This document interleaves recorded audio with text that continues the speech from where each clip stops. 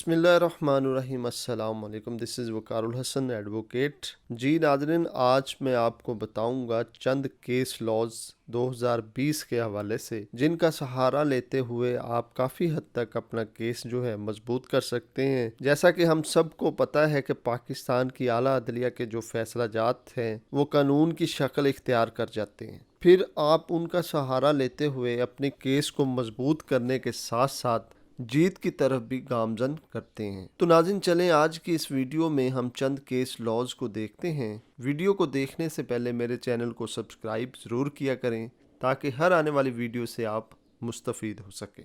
तो नाज़रीन, सबसे पहला जो केस है वो ये है कि दूसरी अपील किन सूरतों में की जा सकती है। नाज़रीन, दूसरी अपील सिर्फ उन सूरतों में दायर की जा सकती है अगर अदालती हुक्म जो है वो खिलाफ कानून हो या फिर कोई मवादी नक्स जो है वो उसमें मौजूद हो, या फिर जो वज़े करदा तरीक़ेकार है उसमें गलती की वजह से नक्स पर मबनी फ़ैसला सादर किया गया हो। तो ये जो केस है ये है जी 2020 CLC पेज नंबर 583। इसके अलावा नाज़रीन, दूसरा जो केस ला है बहुत ही अहमियत का हामिल है। बाज़ औक़ात बहुत सारे लोग इसके हवाले से नावाक़फ़ियत रखते हैं।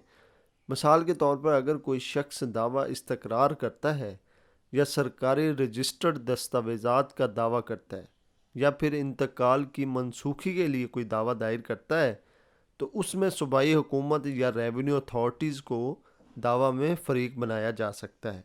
ये है जी 2020 SCMR 483। नाज़रीन, ये बहुत ही अहमियत की हामिल एक जजमेंट है जिसमें यकतरफा डिग्री के हवाले से अपील जो है वो मंजूर की गई।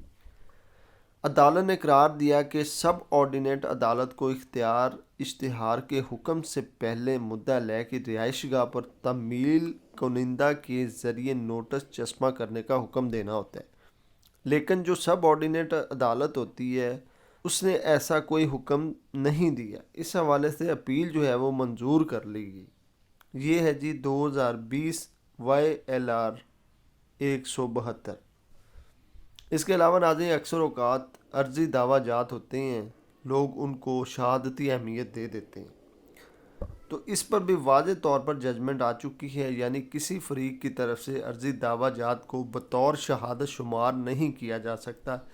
यह फ़ैसला है जी 2020 SCMR 202।